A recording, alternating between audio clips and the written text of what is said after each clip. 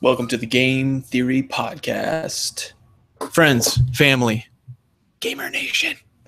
Welcome. This is, I was about to introduce myself because I was just a guest on a podcast. That was stupid. You know who this is. This is Jeremiah. Right. How are you, David? I'm doing well. This has been a while since we've done a news and review section. I know. We had guests, special guests even. Very special guests. The Like specialist of guests. Yeah, dude. Welcome, everybody. I hope everyone had a good Halloween, Hallows Eve. Yes. David, did you go out trick-or-treating? I did not, for I am a grown man. Wait, if you had to dress up for a party and you had all the money in the world, what would you be this year? Ooh, that's a good question. Flynn Rider. Really? Yep. Then I guess that would have been Rapunzel. Next year is fixed. Let's start putting the costumes together.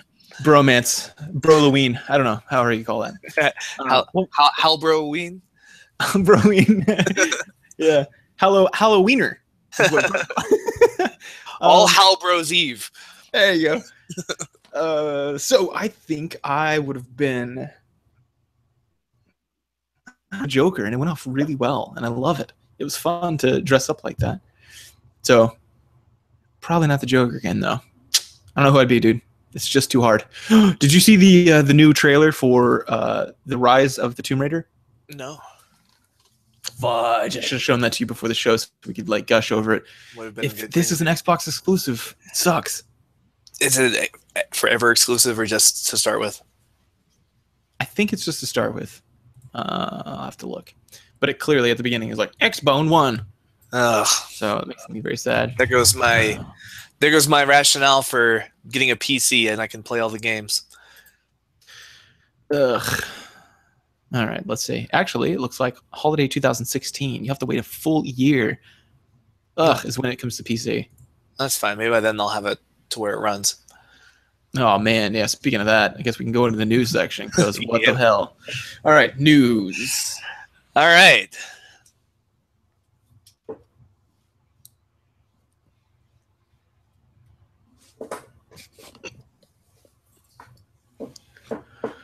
Halloween's got me crazy. Oh, hey, here's a public service announcement.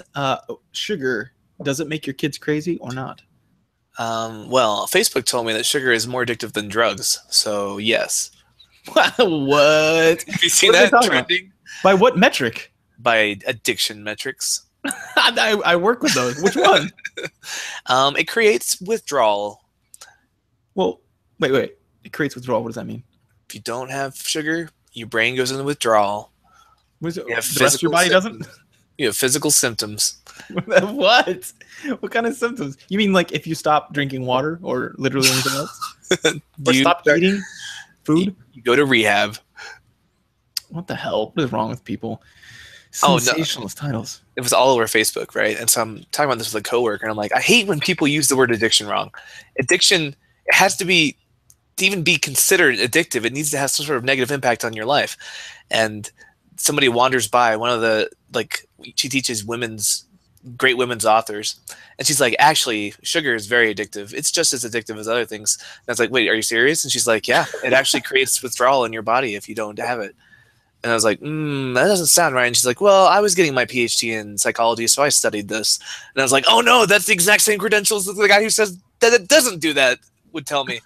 But two people who were or are getting their PhDs in psychology with differing views on sugar. And I'm going to go with the one who currently still is and isn't teaching great women authors at a school. Yeah, and has demonstrably changed my mind multiple times when scientific evidence showed me otherwise. Psychology is an awesome field, but there's still some shitty students. I just came through, and I was the first person to doubt the video games cause violence narrative. The first one, and then our whole system, and we're full of like child behaviorist people. So like that just First makes me one think, at your school, right? Yeah. Sorry, no, that was my. Had that in my head, didn't say it. Which is sad. Like whenever I mentioned it, I had to do a lot of fighting. I was like, guys, listen here. I can't even tell you the multiple iterations of defending my thesis that I had to do with the different kinds of faculty because they're like, well, it's well known, and I'm like, It is known, Jon Snow. And now I'd sit down and basically go over my entire thesis with them, and then at the end they're like, oh, well, maybe not. And I'm like, well, not maybe not. No, I mean, by default, we need to say no until they can demonstrate that it does. They failed to, and with any modicum of actual research integrity. at all with any measure that even works. None of them that they used in the past worked. The TCR-TT, the aggression words word bank, none of that works. It doesn't work. All of our ideas were wrong. Speak truth to power. Oh, well, anyway, the point is science. I'm big on science. So, Yes. So typically, if I say something, I know what I'm talking about. But I'll just say if I don't. Like if I don't know, I just did that on the podcast that I was a guest on. He was like, do you know anything about children being harmed whenever these certain aspects are happening? And I was like, there's no studies that I know of that have been done that way. And if there are, I haven't read them. I have no problem saying that. But anyway, sorry. Well, go ahead. Sugar probably. If it's addictive, it would be okay. So first of all, the word addictive is a funny word in psychology and everywhere. None of us can all agree. For example, gambling addiction. We've all kind of said at this point that probably exists, but video game addiction is one that's still contentious. And they say things like, there's these people who are very liberal with their use of that word, and they say things like, yeah, running's addictive, sitting's addictive because you want to do it, and when you get up, there's a physical reaction that happens in your central nervous system.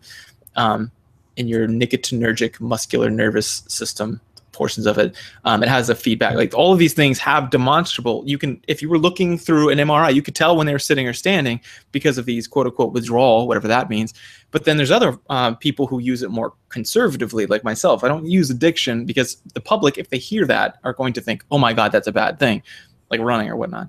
But addiction. So in my camp, which is I think the correct camp, and I hardly ever say right and wrong, but we're scientists, we're skeptics. We're supposed to be sold on an idea before we just throw a label on something, right? Otherwise, we just call it probably normal. And this, in particular, sugar doesn't meet the definition or the criteria that is widely accepted. There are some people who toss this around liberally who might say that, sort of like the word trauma. There's a lot of debate about that too. Like, is a violent video game traumatic? And I'm like, well, no. And then they're like, well, but is it? And I'm like, well, no, it doesn't meet any of the criteria for PTSD. And they're like, well, that's PTSD, but what does trauma mean? I'm like, well, it's subsumed. Isn't it kind of implied by the PTSD standards? And they're like, no, because trauma could happen to someone and then they don't develop PTSD. And I'm like, right, I know, but don't. Anyway, nobody gets PTSD if you have something that happens and no one develops PTSD after having that, then it's probably not trauma. Yes, I get it that you can have trauma happen and not develop PTSD. Most people don't. We might for our bad video games episode develop PTSD because I don't think anyone's ever played that many bad video games for an back to back. Yeah, yeah, true that. But anyway, so sorry, just wanted to dispel that. So sugar, dude, chill. Yes, it's not good for you. Don't eat a lot of it, but it's probably not going to kill you, and it's definitely not like heroin, which is one of the hardest things we have to kick. And even worse, oddly, is nicotine has been shown harder to kick than heroin, which not a good thing. Well, I'm addicted to love. Yeah, you can tell when you don't have it. You get withdrawals. I get sad. Because no one give me hugs. Ugh. Well, on the up spike, here's a fun thing. Batman Arkham Knight. Yes, it came back on the PC and did not blow people away with the improvements, apparently. What? How do you fuck this up? What were they doing there the whole time? Some people said that when it was did this worse. game first come out? It was June, right? Yeah, I think so. So came out in June. For people who are new to this story, Batman Arkham Knight comes out on June 23rd. It's all kinds of broken. People are not able to run it. You got it to run by turning down all the settings, right, on your computer? I just ran it with the lag. It was overhyped how bad it was, but whatever. Still, it's not a $60 game for sure. Apparently, it was pretty bad. They suspended sales of the PC version until it was fixed. They re-released it on October 28th, and apparently it still is very bad. So we got an announcement on Steam yesterday. What was that? They're going to refund anyone who's ever bought it all the way through 2015. So do that if you got it and you want a refund. What if you haven't bought it yet, but you want to get it for free? Can you do that? I'm sure you can't. Yeah, probably. I'd like my refund now, please, for the game I just purchased when I found out you were handing out refunds. Yeah, the game, okay, so I don't know if it's because my computer is, we spent a decent amount of money to make it a good machine. How much RAM do you have? Let me find out right now. I want to say at least 10. From what I'm reading, it recommends 12 gigabytes of RAM to play this on Windows 10. Which seems like an inordinate amount of RAM, considering that the game is supposed to be running on like 5 gigs. And it's like recommended settings. Oh, is it? Oh yeah, I've got 16 gigs. Okay, that's why you're having an easy time, I think. Probably. And even still, it still lagged like crazy, mostly in the Batmobile. But other than that, I played it fine. It was fine. There's a couple little glitches and catch-ups, but over than that, it was okay. But maybe it's because, yeah, this is kind of a beast machine. But man, that was that game. It's such a shitty thing because that game is so fun. I put it as one of my all-time greatest times I've had in gaming. It's so fun. Yeah, I wanted to buy it when I saw it come back out. I remember you talking about it, and I was like, oh yeah, Batman. I'll purchase that. And then I didn't, and I'm glad I didn't because apparently still not good. Still not fixed. Maybe I can bring a big suitcase and bring my computer out again and let you play it. Just to play through the lag and just enjoy it. Yeah, it's so fun. And it's not that much lag on my computer, so I kept thinking people were overhyping it, but maybe you're right about the gigs thing, the RAM thing. Yeah. 12 gigs. But anyway, 12 gigs is a lot of RAM for most computers. People are pretty frustrated. Have you heard anything from the developers? This article didn't say anything about what they were saying. They just said, we're very sorry that many of our customers continue to be unhappy with the PC version of Batman Arkham Knight, which is kind of like saying, being an abusive boyfriend and being like, I'm sorry you're upset that I'm hitting you. Right. They're like, well, I'm sorry that your reaction is something that you're doing. Yeah, just own up, dude. I hate how... Well, I think there's a legal problem with whenever you say I'm sorry, people think it's an admission of guilt. It doesn't have to be. This is what I say, at least in conflict resolution skills in general or couples therapy in specific. I'm like, just say you're sorry. Just say fucking sorry. That's it. It's not hard. Just be like, oh man, I'm really sorry. Because you are, right? Surely you don't want your wife or your husband to feel that way that they feel. And then later clear up the misconception. Be like, oh, it sounds like you think I'm a monster because you're assuming that I did this because I hate you. You know, hey, you want to hear why that's probably not the case? And they're like, yeah, sure. And then you talk to them about it. But it's pretty bad. And the second part was even more ominous. For those of you that hold on to the game, we're going to continue to address the issues that we can fix and talk to you about the issues that we cannot fix. Ugh. Issues that we cannot fix is not something you want to hear to restore your faith in the company. Yeah, what does that mean? No, you have an obligation to I mean, it's like if Ferrari let out a new well, let's say something a little more consumable, like the new, I don't know, Dodge Stratus, random car. Let's say it sells well, and then people are like, hey, the new ones, people with white people just have a hard time driving it. I'm sorry. Yeah, well, we'll try to fix some things, but the parts we can't, we'll explain. You're like, no, there's a demographic that should have access to this that you promised they'd have, and now they don't. Yeah, I would be surprised if they get sued the fuck out of. This should not have happened. Like PC versions of these games should not. First of all, this was pawned off onto like third-party developers and released when they were not ready. People playing. I understand that's hard to make something work across consoles, but if you are on a PC and your specs meet the recommended specs, it should run smoothly. If you can't get that done, you should either push back the launch or cancel it. Do not string PC players along with these promised fixes and patches, and then just say, "Oh yeah, well, it turns out that it can't be fixed. Sorry." Yeah, and I don't know why. Remember back in the day, games used to be made on the PC and then ported to console. Most, if not. I think most, because that's how the development, that's how you code, right? But now people are developing for the console and the porting, and that I haven't seen that happen. That seems to have a higher incident of fucking up. So why don't they just go back to the old standard and just be like, okay, I'm gonna make it for PC because computer language is computer language, and I'll port it over. I don't know why it's so hard. Consoles are so similar to PCs now, way more than ever before. Like the Xbox One is essentially just a stripped down version of Windows. Why is it the Xbox One Batman so much smoother than the Windows Batman when is there some kind of programmer in the audience that can clue me in on why it's so much harder to program for Windows than for Windows stripped down into an Xbox? Well, if it is, then fuck the developers. And I think that's probably the case because, I've worked on my PS3 before. I opened it up and it's essentially a computer. I knew exactly what I was doing because I built computers before. I was like, oh, there's a hard drive, there's the RAM, this is the air duct system, this is the cooling. Okay, I got this. This is a computer. So hardware-wise, there's no difference. And now with Steam Machine coming out, I'm excited because it's just it's admitting that it's a computer. It's like, I'm a fucking computer. Just put me where consoles go. And I like that because then that's what it should be anyway. I don't understand why, especially because Microsoft makes Xbox and Microsoft makes Windows, which I'm running this on. How did they make their OS so different for the Xbone than they did the Microsoft? I don't get it. It just should never happen. No, it should never happen. Oh well.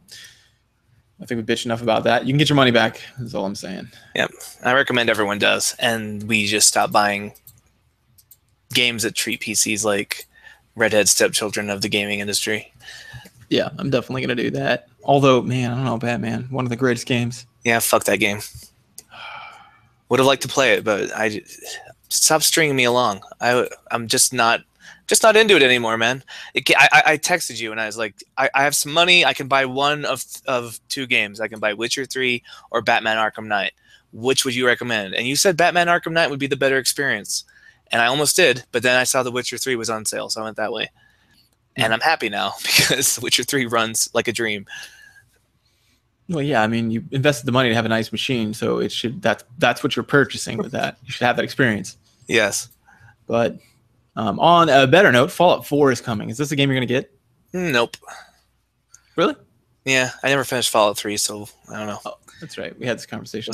Those open world explore everything things. They're gonna be the death of me. Kind of burned out. Yeah.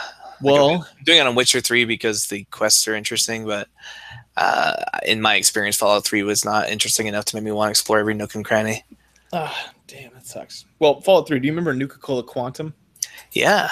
The rare find that you find. Normally, you find this Nuka-Cola. You can drink it for HP, and you get a bottle cap out of it. Sweet. But there's Nuka-Cola Quantum that will come out, and that you occasionally find. It's like glowing blue, and it was so cool. And there's these fans that would put it together, make some. And then throw them up on Reddit or somewhere on the internet and, say, hey, look what I made. Well, it turns out that they're going to be releasing Fallout 4 Nuka-Cola Quantums at Target here in about a month to help promote the game. It's pretty exciting. Yeah, it should be awesome. They said it's going to be berry lemonade flavor, the version of Jones soda, that soda. So if you're a fan of those, then... I do like Jones soda. Dude, I haven't been a big soda drinker, but I was drinking these Arizona iced teas. I love those things. Have you ever had the green tea ones? No.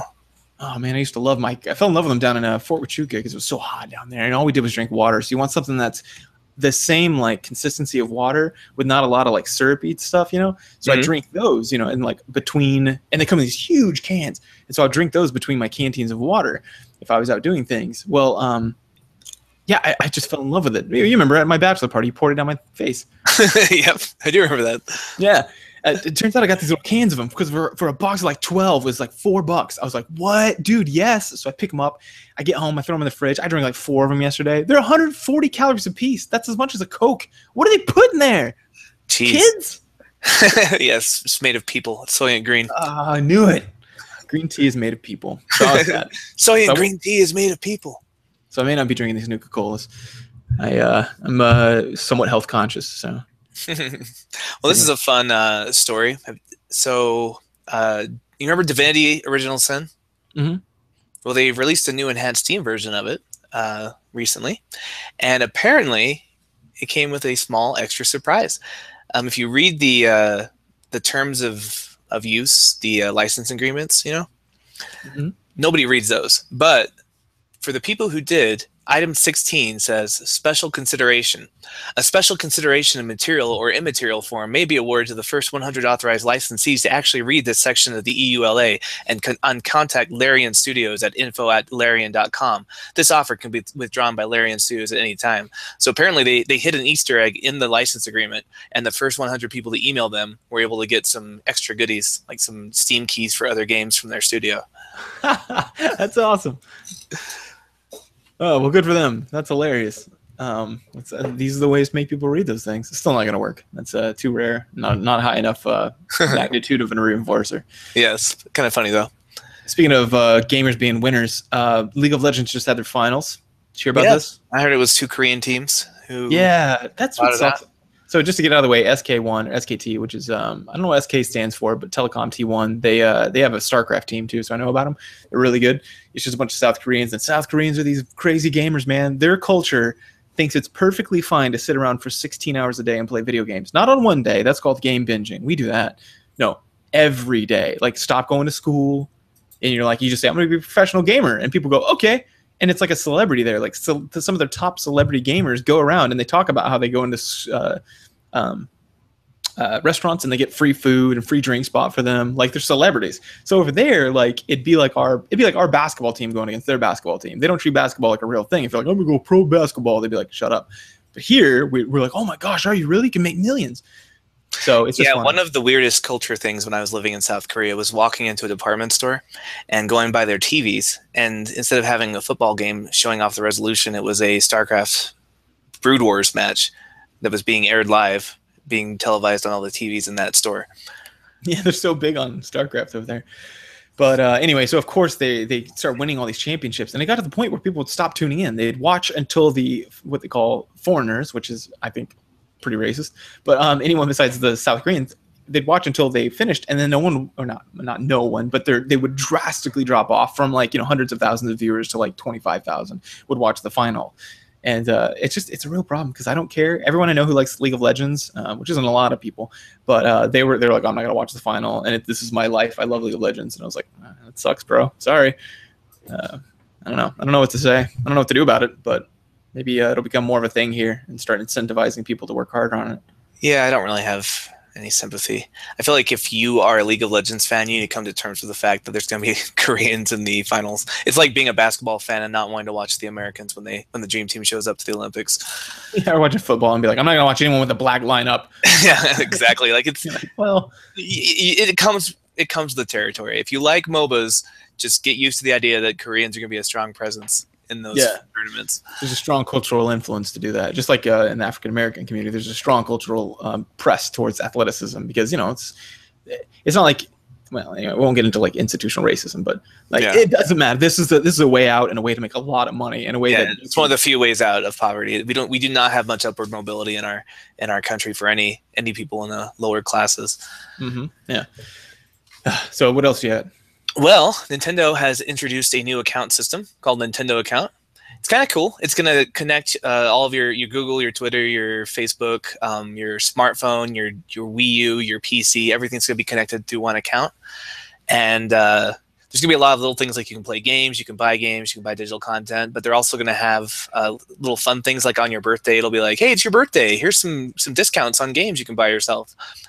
And then there's going to be a point program where you can play games or buy games. It's just like the old Club Nintendo, which was one of the best point programs I've ever seen in a game in a console, where you pay things, you buy something, you put in the code, or you play something and you review it. It gives you points that you can cash in for goods. Like I was able to get like a calendar or like a Nintendo poster or a soundtrack for Smash Brothers, or just lots of fun things in the mail. Or you can get digital stuff like Advance Wars, that Game Boy Advance tank game. Got that for free just for cashing in my points.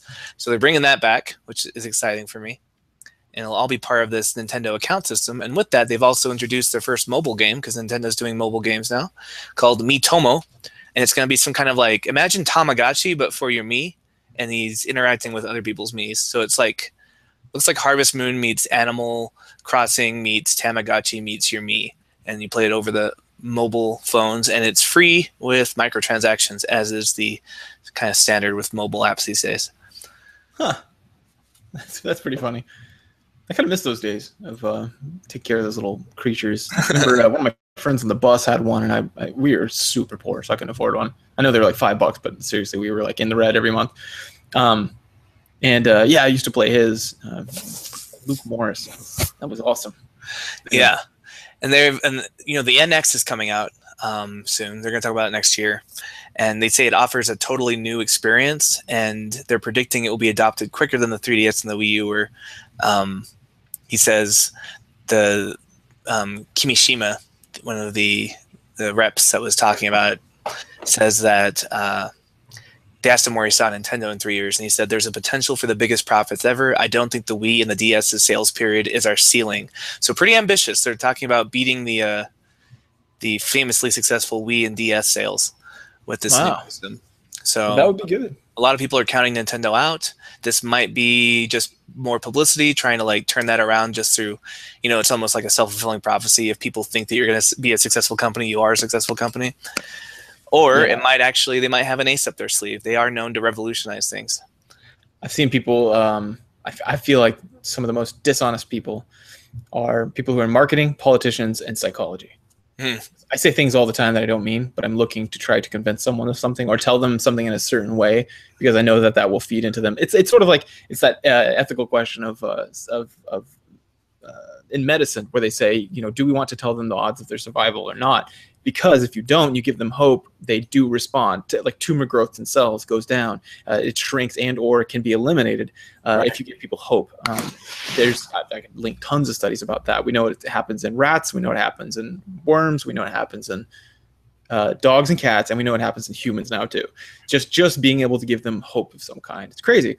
And so so originally we were like injecting them with the chemicals, but then with humans now we've done the studies where you just tell them higher chances than they actually have, and they actually have like a 20 to 30% response depending on what kind of tumor and where it is, just for cancer. So that's a pretty good deal. So it comes to those questions of like, oh man, should I say that?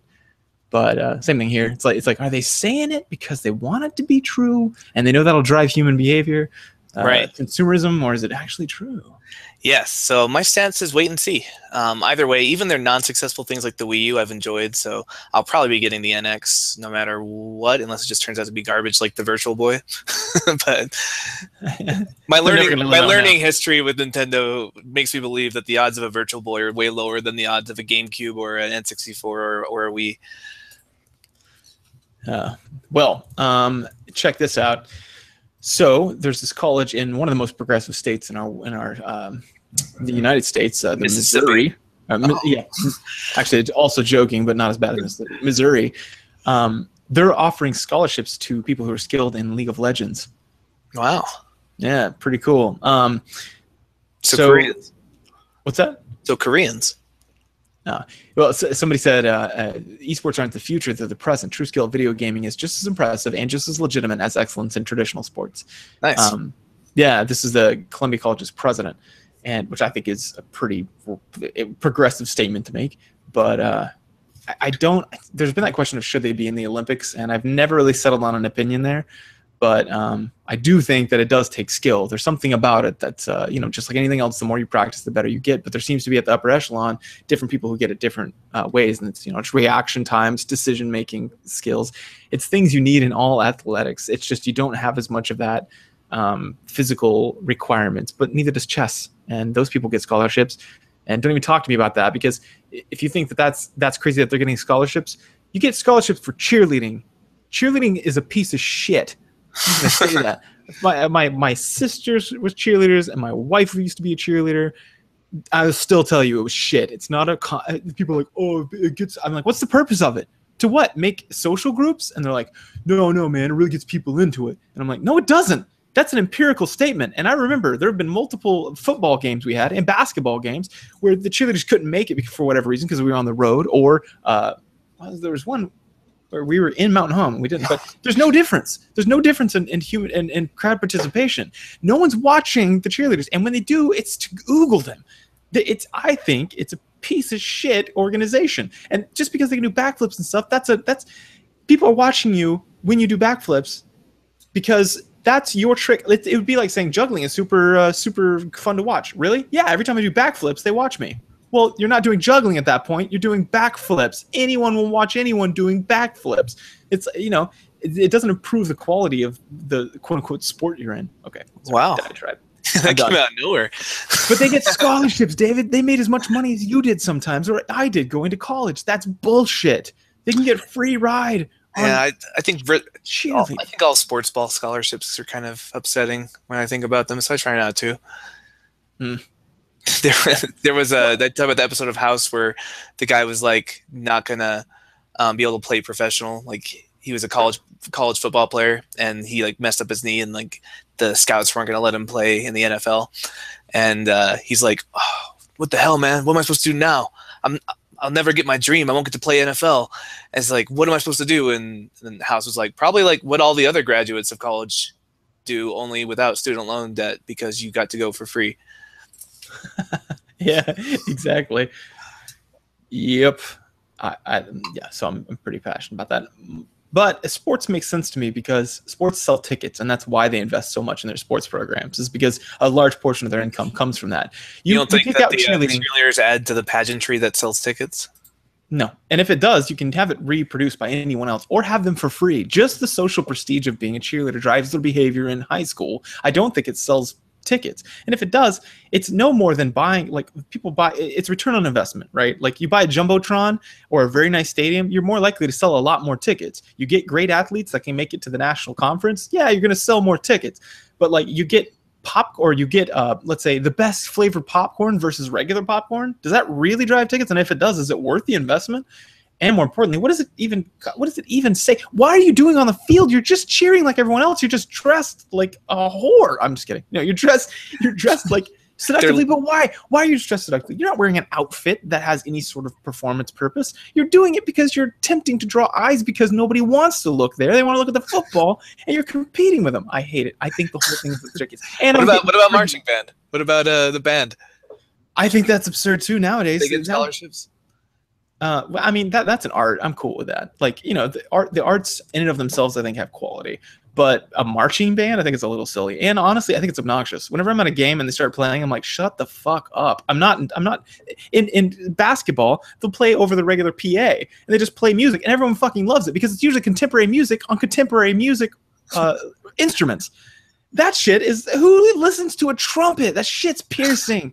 I don't want them to play. Go play something awesome. Have you seen the Ohio marching band that does all the video game songs and they do like little like formations and look like Mario jumping around? Like that's kind of fun, right? The crowd gets into that. Yeah, but what are they wearing? They look like they're going to war with Napoleon. Yeah. It's so stupid. I hate it. Okay, the whole just sports. I don't know. Like, to get the shit as a high school educator, I have some very salty feelings about school sports. Anyway, I have had way too many students with concussions having to miss like entire swaths of class because they literally can't use their brains while their concussions are healing. And I'm pretty salty about the idea too, but at least with the band, like they do look ridiculous in their uniforms and they're marching and whatnot. But at least with the band, they're getting that same kind of teamwork, discipline thing the sports players are getting, but they also have learned an instrument, which I feel like is a useful skill compared to learning how to do a football. I'm not saying doing away with the music program, but I'm saying, why are you playing in the back, like in the stands of a basketball game? No one wants to hear that shit. No one's like, oh, when's that band gonna play again? I can't wait. No one does it. And when they start playing, no one goes, yeah, like this is what I was waiting for. No, they're there to watch sports. Music enhances that experience, but you can do that over PA. Have them play somewhere else with mutes on their goddamn trumpets and then play it over the PA. I'm so salty. Mutes on their goddamn trumpet. Like, I think that bands are fine. That's great. But Jesus, and then walking around the field during halftime. I mean, I guess since we're not doing anything else, but it's not an art form. I don't know. Anyway, whatever. I just fine. If they get scholarships, is all I'm saying. If someone's really fucking good at League of Legends or Heroes of the Storm or whatever you want to play, Counter-Strike, then they should get that too. If it's about time and dedication spent with a craft that builds teamwork. If it's about bringing money in, that's kind of where it goes down to. Are they bringing money to the school? Then they're worth investing scholarships into. Cheerleading? No, League of Legends players. Like, are people going to go to the school to watch the League of Legends plays? Yeah, now I don't know if you've heard about this. Well, at least in StarCraft, there's a collegiate StarCraft league, and Heroes of the Dorm was Heroes of the Storm for college students, and you could get a full ride tuition from that. And so there's some collegiate Star League is what it's called for StarCraft, and yeah, it does. It sells tickets. People go to the auditorium and watch them play against other cities. I mean, if we were in literally any other developed country, we wouldn't be having this discussion because it wouldn't cost $41,000 a year to send your child to school. Everyone could have a scholarship called Welcome to the Developed World. It's the Welcome to the Developed World scholarship, where the government pays for it and everyone pays slightly higher taxes. Maybe. I don't even know. I'm assuming that's how it works. Yeah, or the tax code is different. It's just different. There's no loopholes. How the fuck? How is this? People like, I'm gonna write this off. I'm like, write what off? And they're like, my TV. And I'm like, what? For what? And they're like, my business. And I'm like, what do you do? And he's like, I'm a pool cleaner. And this is a real life story. I was like, the fuck? And he goes, well, I mean, I do advertisements, and to edit them, I use my TV. I was like, oh my god, you got a $1,000 TV that was tax free, or $61 billion a year from churches that we're not taxing. Like, there's a lot of money we're leaving on the ground, but it's okay because we punish our youth with crippling student loan debt. Ugh.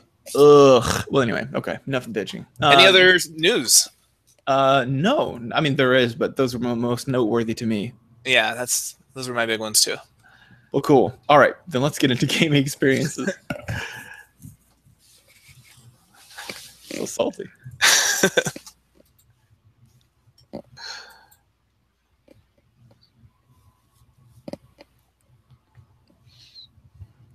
All right, gaming experiences. This might be a big one. We've been it's been a while. Been a while since we've had a gaming experiences. What have you been playing? Yo, mom. Okay, I couldn't think of anything funny.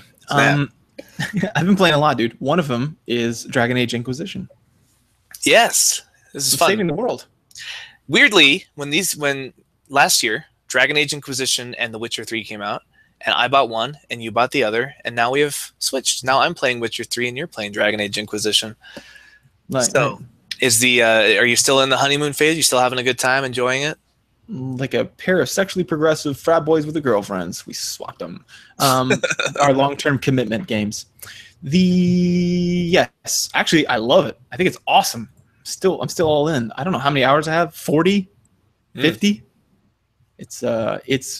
It's really fun, dude. I think it's what killed you is that completionist thing, because I don't do all the quests. I'm like, fuck that. That'll take time. Yeah, well, it was a double-edged sword, because not only did the completionism kill me, but then I was so over-leveled that I never felt threatened again.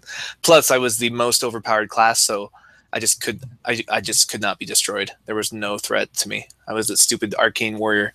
They're so good. That sounds overpowered. Yes. So what are you enjoying about the game? For me, I think, okay, first of all, the story is great. I like it a lot. It makes me feel like a goddamn hero, which I love. And you don't get a lot of times when people write a story, this is what I think an advantage over video games over other media. A lot of times when you watch, like for example, if you've read Wheel of Time, right, by Robert Jordan, there's a hero there, and that's kind of what happens in most BioWare games. You become this epic hero, right?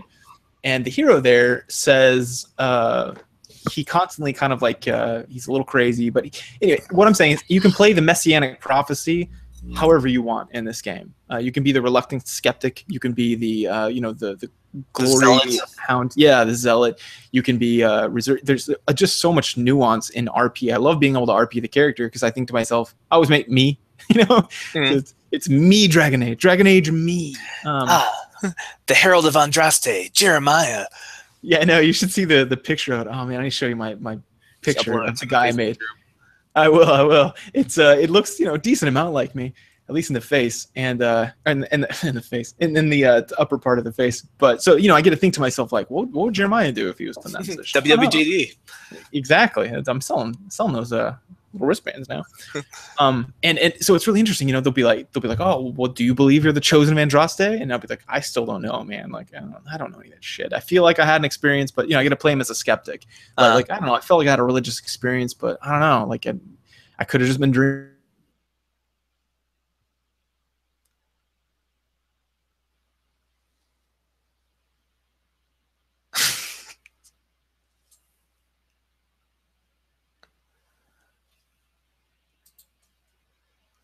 I'm like, will you go home with me? And then all right, time out. You just froze for about a minute.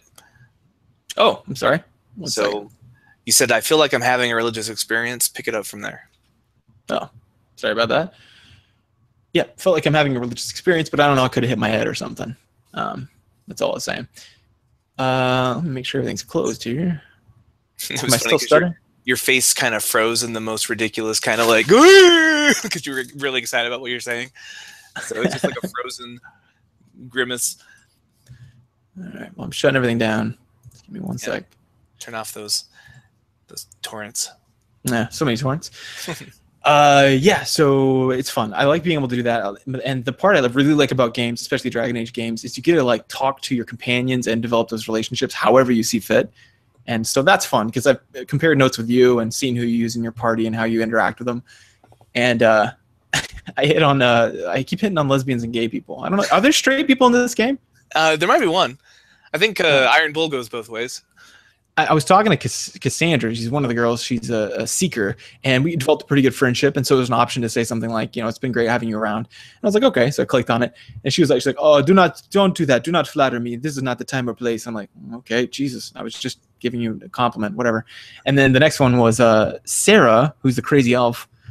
And she's like, oh, that's great, isn't it? It's so nice of you to say that. But, seeing that we have so much in common. And I was like, what? What do you mean? And she goes, we both like women. And I was like, oh, awkward.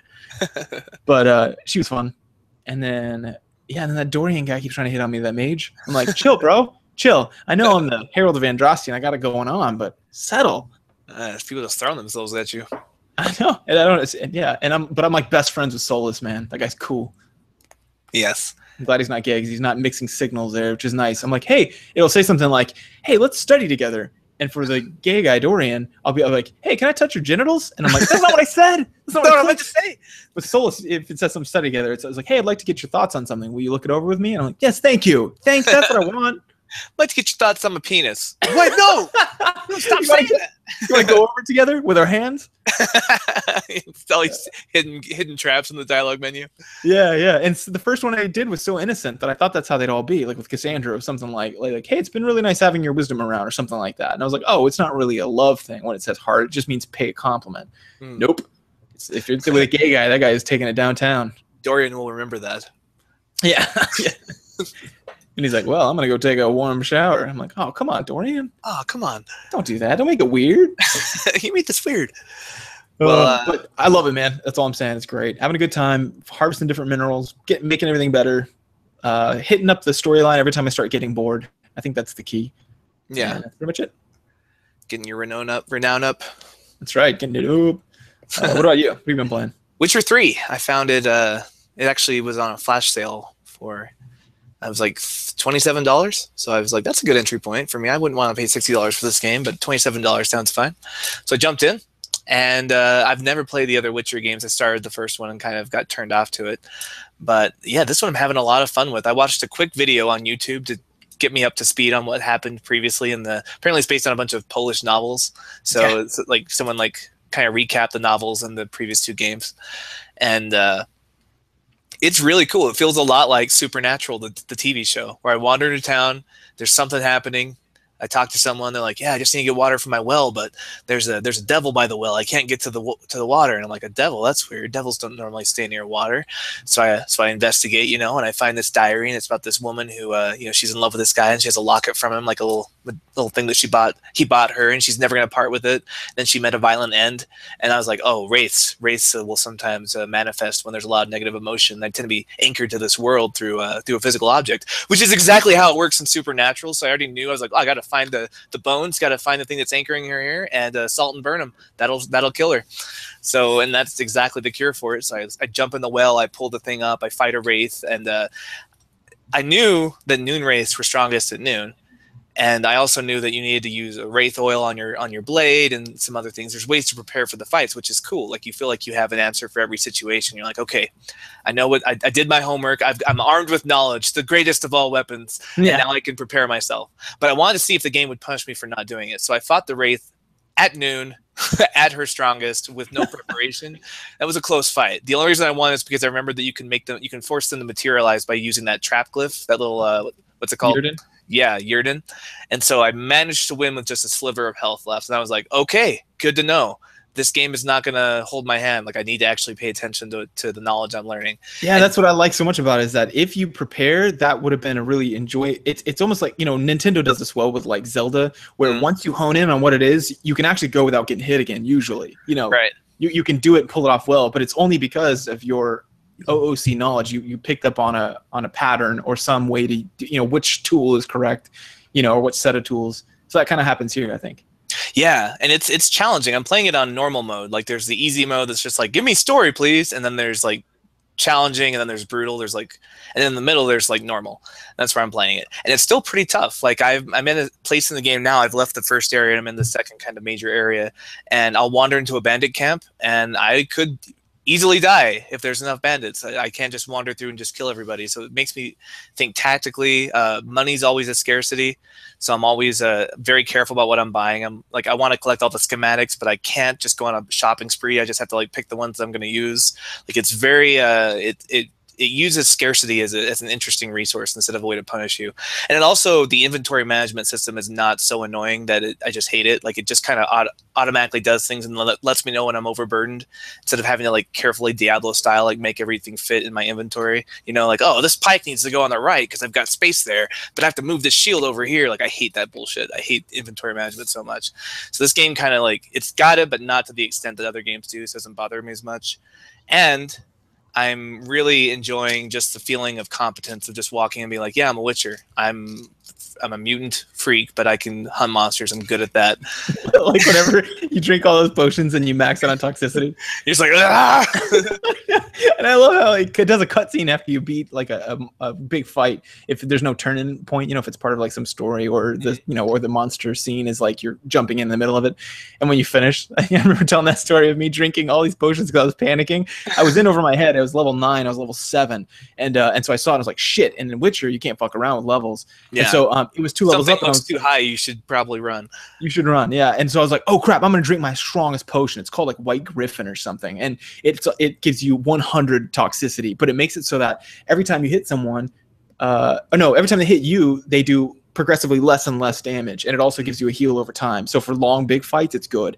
And so I was like, do it. So I killed it, and all of a sudden my vision gets all hazy, like I just drank like Everclear straight, and then I'm going to town on this guy, and I barely beat him. And so I'm like, oh, and I'm like, I need to eat and drink. So I'm like shoving food in my mouth. And then the camera pops around, and I look like a sicko. Like there's veins coming like out of my eyes, and like I'm all white and gross. So my eyes are all like just dilated. And I'm like, yes. And she's like, thanks for saving me. It was the best. Yes. I love it. You feel like such a sicko. Another thing that's sure to win me over is there's like a weird Magic the Gathering kind of mini game, card game thing. Yeah. It's like the warring triads from Final Fantasy VIII.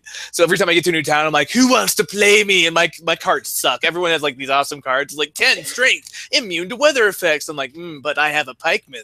2 strength. Gwent. It's Gwent. Gwent. Yes, so I'm really bad at Gwent because my deck is the worst, but I'm very enthusiastic. So yeah. I enthusiastically lose a lot of money in that game. Well, every time you win against, I think anyone, but at least innkeepers, you get a card. Yeah. So you get better and better. So I'm gonna start finding. I'm gonna collect them all. Like, you know that about me. I'm gonna get all the cards. It's fun, and I like playing it. It's rewarding. It takes a lot of strategy.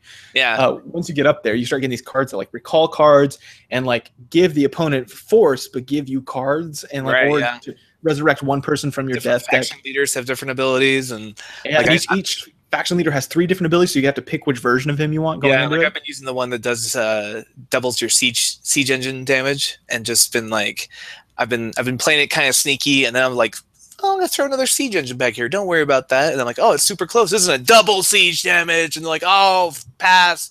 I can't even handle that. Yeah, and it's got the system where you play 3 rounds, but only with a finite card set or hand. Right. So let's say you have 30 cards and you blow 28 in the first hand, you're fucked. Your opponent just wins by default. So you're also baiting cards out. When to hold them and when to fold them and when to walk away.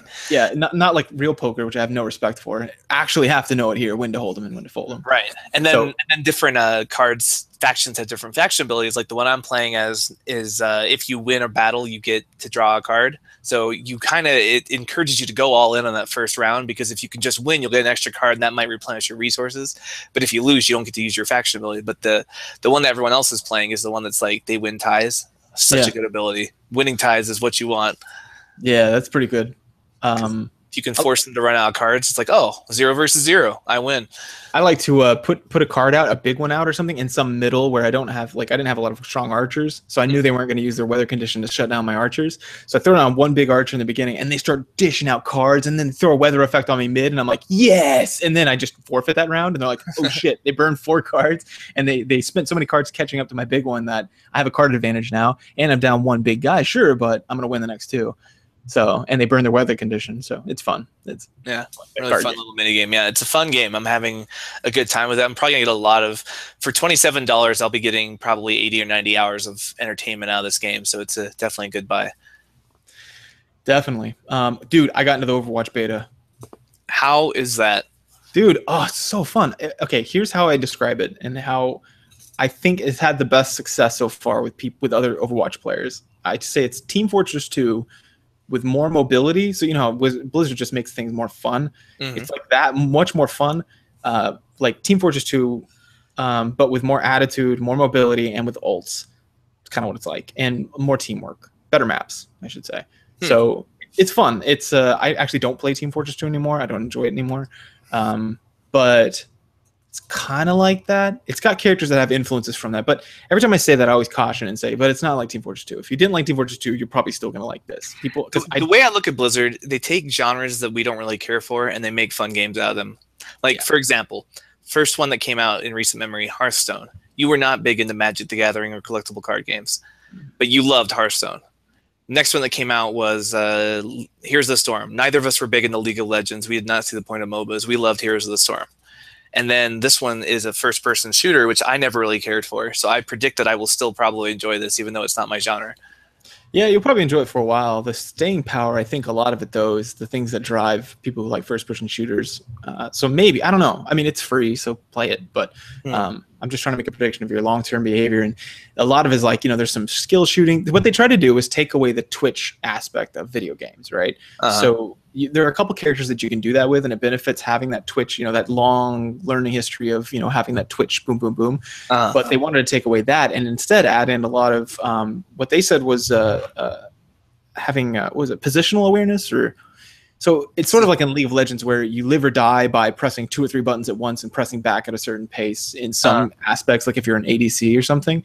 In Heroes, it doesn't have that. It's more about being smart and when to shoot certain things at certain places. It's about decision-making more than it is physical performance. And that's the same thing here. Like here, you can get a ton of kills. So you have these devastating effects, right? Like one of them is Hanzo. He's a Japanese, like a Zen archer. But he's a cyborg too, right? They went ham with these characters, but he does parkour. He climbs up walls, so you can just run, get in these random spots and just shoot people with arrows. And it has a physics system, so you have to predict where they're going to be, And if you can hit them, you can kill someone one hit with an arrow in the head. So when you pull it off, it's like but usually it's more of like you're shooting around, it takes a couple shots, and you get okay. But his main ability though is ult. Whenever you hit it, he says something in Japanese, right? He's like, and then he shoots the arrow, and then it turns into 3 dragons, a massive cone that goes out across the map through buildings and everything, and these dragons just encircle each other. And so if you're smart and you're thinking, this is where they're going to be, you can get a ton of kills without being an excellent FPS player, right? That kind of thing. Other guy builds a turret, so as long as you're smart positionally, you set up a couple turrets, and then you just babysit them. Then if you like that kind of play, like tower defense stuff. It's fun. Like if you pop your ult at the right time, anyone can just devastate a team. So it has that high reward aspect to it.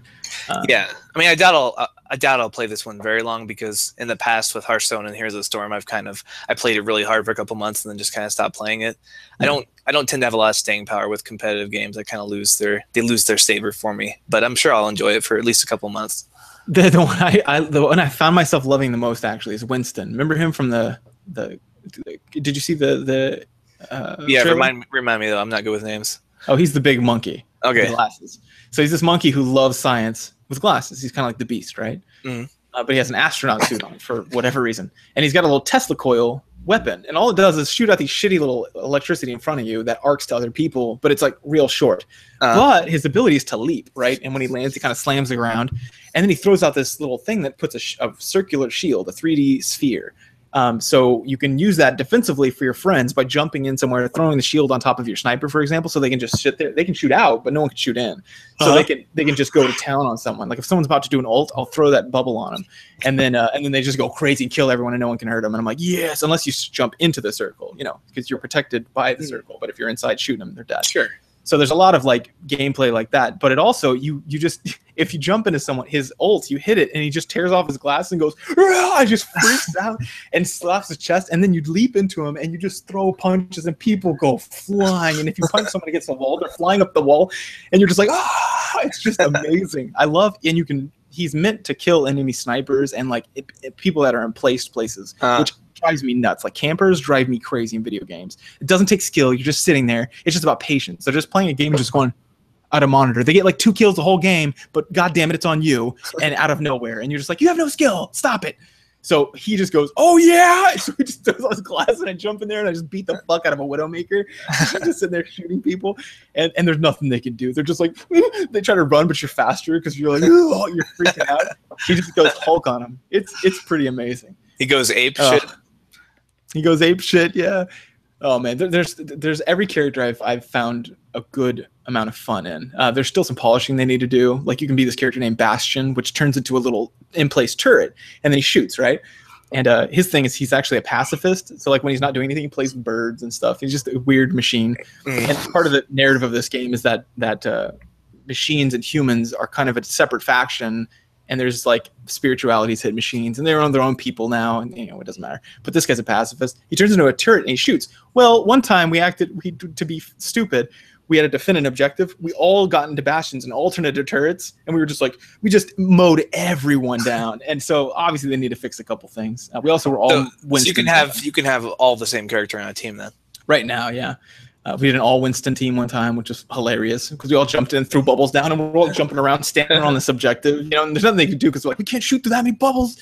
And it's funny. They're like just shooting at the top of our bubbles from above. They had great positioning, but we're just like, F you, and we got the objective. Just fun stuff like that. It's a good time. Great aesthetic, lots of polish, and lots of fun. Really short cooldowns on abilities, so it's not like MOBAs. You're constantly able to use tricky moves and do certain things. So it's fun, man. It's fun. There's another guy on roller skates, and you can roller skate on the side of the walls, which has been fun. Like if snipers are coming after me, I always just run. Like I'll do like little, full half pipes and just be like, "Come on!" And he can hit a button and make himself go totally faster. Rad. And he's so annoying because he's like a shorts dude. Yeah. He's like a '90s. Well, he's from Brazil, but like he's like turn it up, and like his ability, he's got like a little speaker that he shoots sound waves out of. He is such a dick. But it's fun. You hit a button and one of them, your music makes people go faster. He's like a bard, or you can hit a button and make it heal. And so I have a good time. This is a fun game. So I highly recommend it if anyone can get in. Well, the last game that I played for the first time, and this was Friday, we played Fantasy Grounds. We tried that out and actually tested out D&D on using Fantasy Grounds. So it was our first time trying it out. But what did you think compared to other attempts to play D&D online? How did Fantasy Grounds work for you? So the virtual dice made it feel more inclusive. That was fun. Getting to see like people's rolls, like the dice actually roll. Yeah, and be like, oh. Yeah, and then you can see the DM die roll, but all we see is a shadow. We can't see the numbers. So it's just, it rolls and it stops, and you're like, oh, that was a crit. And we're like, oh, no. So they recreated a lot of that flavor, which I think was fun. Yeah, a lot of that like around the table kind of enthusiasm where you're like watching the dice. Yeah. And the fact that you can drag your abilities down. There's a lot of cool UI things that I liked. There's still that online thing, but it seemed less so. I'm not sure why. Yeah, it felt like we were using text a lot in that one to role play, and it felt like we were getting more into character than we do when we play in person, because we were kind of forced through that medium of text to separate ourselves from the characters a bit more, and sort of less of the like, yeah, Solus says, haha, lick my balls, dude. No, I'm just kidding. That's not what he says. Like a lot of that was like taken out because we were, I don't know, just through the medium of the text, it seemed more, all right, Solus furrows his brow and looks curious or whatever. Like you're getting more into the character. Yeah, there's definitely that. There's still some slow moments during battle, but I don't know what to do about that other than, I don't know. We had 4 people playing, right? 4, 1, 2, 3, 4, 5. 4 players and a DM. Yeah, but you had an NPC, right? Mm-hmm. Yeah, so it was just everyone's taking turns, and so sometimes it took a while, but it moved faster than normal, but it's still a little slow. Yeah, it moved faster than the 4th edition battle, but it's still, tough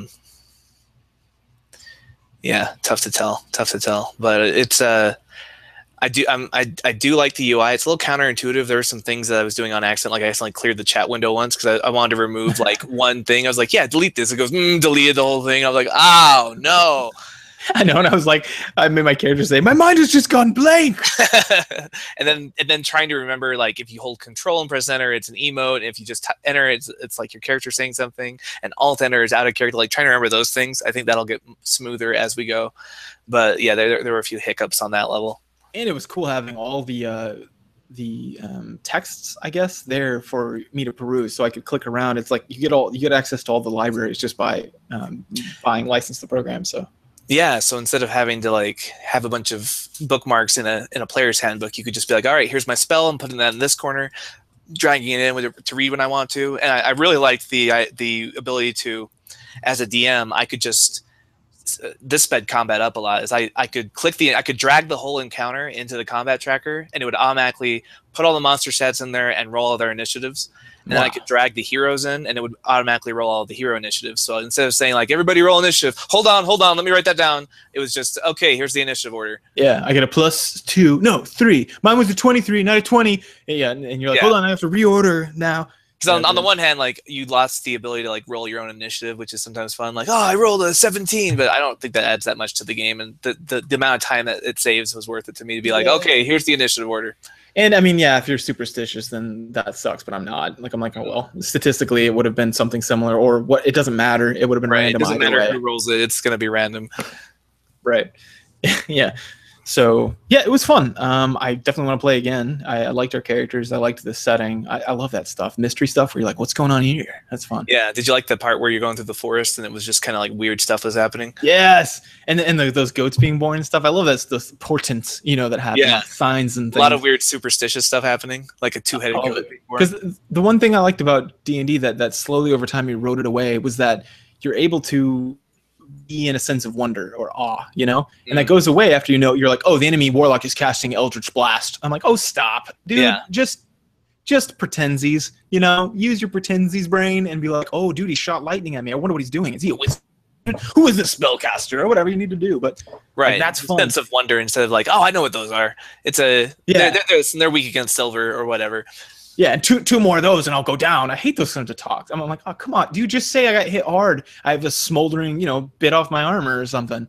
I think that gaming of it, or at least the breaking of the fourth wall, I hate it. So I'm glad that this didn't have that. I'm like, this fucking weird goat with red furs born. That's not normal. And why is it so aggressive? And then I'm like, this is probably a bad thing. And there's something that happens whenever creepy shit happens. When people say like, I got hair on the back of my neck stand up. That's a physiological response you have that's you can't recreate if you don't have that feeling. And so it's fun to get that where you're like, oh, dude, this is creepy. I bet that, if I was really there, I'd be fucking creeped out right now. And you can only be creeped out if you don't know what it is. If you're like, oh, these are werewolf tracks. There's a werewolf. It's approximately 30 feet away. We're in no danger. Right. And you're like, we have silver weapons. We'll be fine. Yeah. Everyone use your silver bolts. It's like, you don't have time to say that. Everyone pull out your silver bolts. Yeah, exactly. And there's a cool thing that happens in like team-based games like MOBAs or Overwatch, where I love being a part of a well-oiled machine. It's part of that I love being in the guys' team or playing games with us. We hit that so often in our games, and I love it. It's like when we played Left 4 Dead 2 and we were all playing pretty well there for a while. It would just, no one would have to say anything. We're doing everything. We're staying right on each other. And if someone got too far, they'd say, one person, whoever it was in the group, it would just organically happen. They'd be like, hey, so-and-so, come over here and get this. Or hey, Tim found some whatever, so let's go get him. Or look, there's a stim pack over here. I've already got my med pack, so you get it or whatever. It's just this, it's a synergy that happens, like a school of fish, and I love that feeling. So that doesn't happen when you're using fourth wall stuff. Like, use your silver bolts. It's like, of course I'm using my silver bolts. It's a werewolf. Obviously. Yeah. And then just like I thought the characters you guys were playing was an interesting mesh of personalities. Like you were very academic the way you approach things, but the other spellcaster was all like excited and curious and like poking things that she shouldn't poke. And then Tim was playing like the sort of hedge knight kind of the hound archetype from Game of Thrones, where he's just like this kind of startup sort of gruff knight with a heart of gold. So it's just like everybody had their own little tropes they were bringing in. So it was fun. Like during the downtime, like I'd say combat was probably the worst part of the session. Like the game itself without combat was really interesting, just seeing you guys talk, like hanging out in a barn, going to bed, talking to farmers, like talking to villagers. Like it was just fun to see the different personalities interacting that would come out, or like in the forest when like Tim's character is like clutching his head and being like, what's wrong? I feel so strange. And you're like, what's going on, man? I think I can help with my weird knowledge of arcane matters. It was just kind of a cool like synergy that was coming out of the personalities. Yeah, that was fun. Yeah, he goes by his heart and I go by my mind. And like, so I'll do things that are counter to your feelings, and then he does things based on his gut reaction. And so it was, that part was fun too. I think something that was lost was that it's harder to get into RP in real life, but I also like interacting in real life better. Yeah. It'd be like improv versus writing a fast script all at once, It's a little different because you can edit your words and it lets you capture your character better because you can make cool sounding stuff. Yeah. Things you think that he would say or she would say. But you miss that like quick dynamic witticisms, and like if somebody comes back really quick with something, that says something different than if they said the exact same thing a minute later. Yeah, you know? it's true. Like the quality tends to be worse at improv role playing, but when you nail it, it feels more satisfactory because you're like, wow, nice. There it is. Yeah, it's like males and intelligence. There are more retarded people who are males, but there's also more geniuses. So it's like high risk, high reward, I guess. Both sides of the bell curve. Yeah. And women are just reliably smart. Well, reliably a little above average. Right. I hope that's not offensive. That's not offensive, is it? That's a fact. I wasn't trying to be offensive. Okay, so that's pretty much it, I guess. I played some other games, but like on Wii U, but nothing noteworthy. Cool.